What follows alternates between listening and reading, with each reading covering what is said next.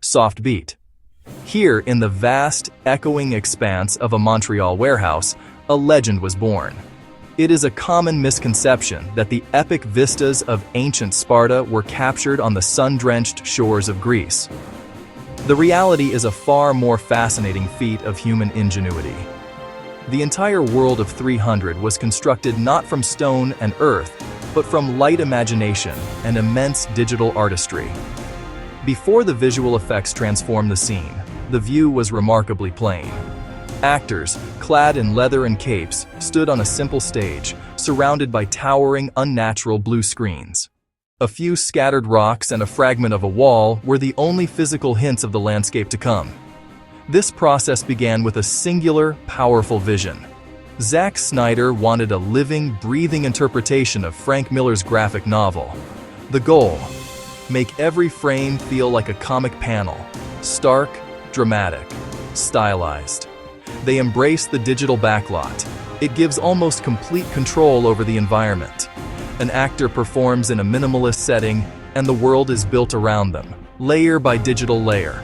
This is modern cinema's magic. Empty space, turning into a mythic battlefield. Filming indoors was deliberate. It gave the team power to manipulate every element. The sky could be painted storm gray. The cliffs could be sculpted to loom impossibly. The Persian army could be conjured from memory. Every cloud, every speck of dust, every distant mountain was a deliberate brushstroke, all born in that Canadian studio. The before and after is one of modern film's most striking transformations. Actors rehearsing against blank backdrops became a spectacle of ancient warfare. Artists and technicians acted as world builders, taking raw performance and clothing it in hyper-stylized reality. To convincingly portray the legendary warriors of Sparta, the actors themselves had to undergo a remarkable transformation. A rigorous and demanding training regimen was devised, lasting between 8 and 10 weeks before filming even began. This was not simply about building muscle for aesthetic purposes. It was about teaching a group of modern actors to move, fight, carry themselves as a unified and lethal fighting unit. They learned to wield swords, shields, spears. This intense preparation was crucial for lending authenticity to their performances, ensuring that their actions in front of the blue screen felt powerful and real. The training forged a powerful sense of camaraderie among the cast, mirroring the brotherhood of the Spartan soldiers they were portraying. Gerard, Butler, who took on the iconic role of King Leonidas, trained alongside his fellow actors, leading by example. This shared hardship built a genuine bond that translated directly to the screen, making their on-screen chemistry as a phalanx feel earned and believable. The physical toll was immense, but it was a necessary rite of passage. It is a fascinating detail that the actors' chiseled physiques, including Butler's celebrated abs, were the result of this grueling real-world effort, not digital enhancement. Section 4. Capturing the chaos. The art of cinematic warfare. The signature look of 300's action sequences was achieved through a masterful combination of camera technology and creative technique. The filmmakers employed high-speed digital cameras capable of capturing motion at hundreds of frames per second. When this footage is played back at the standard rate of 24 frames per second, the result is an incredibly smooth and detailed slow-motion effect.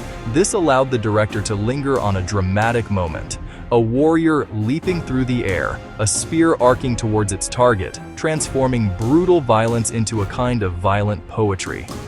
Each movement becomes a carefully composed tableau, allowing the audience to savor the artistry of the choreography. Section 5. Painting with pixels. The post-production metamorphosis. Once filming was complete, the true world-building began. Split screen before and after. Actor on blue screen versus final composite. The raw footage, actors on a stark blue backdrop, was handed to digital artists. An army of digital artists. Multiple visual effects companies took on the work. Animal Logic. Hydro. Over 1,500 visual effects shots. Nearly every moment was augmented or created digitally. Each shot treated as a digital painting in motion. Color grading was one of the most transformative steps. Artists manipulated color. Artists manipulated contrast. Artists manipulated saturation. They drained most natural color, leaving sepia tones, burnished golds, deep inky blacks. The crush increased contrast, deeper shadows, brighter highlights. The iconic crimson of the Spartan capes was selectively enhanced. The visceral spray of blood was selectively enhanced. These reds pop against the muted background. The look mimicked Frank Miller's original artwork. The armies were digitally multiplied. Small groups of actors were cloned into vast hordes. Software generated thousands of soldiers with varied armor, varied movement, varied actions. Final wide of the teeming army. The volleys of arrows were animated en masse. Thousands of animated arrows create the blot-out-the-sun effect. Dust was layered into shots. Smoke was layered. Sparks were layered. Atmospheric haze was layered. These elements added texture, depth, and gritty reality. Pre-visualization, or pre-vis, was used well before shooting. Pre-vis creates simplified animated 3D scenes to map camera angles, to map actor movements, to place digital elements. The animated storyboard was the roadmap. Camera operators knew how to move the camera. Actors knew where to look for non-existent foes. VFX artists had a clear template to build from. Live action performance, practical props, digital creations, all combined into a single, cohesive, breathtaking final image.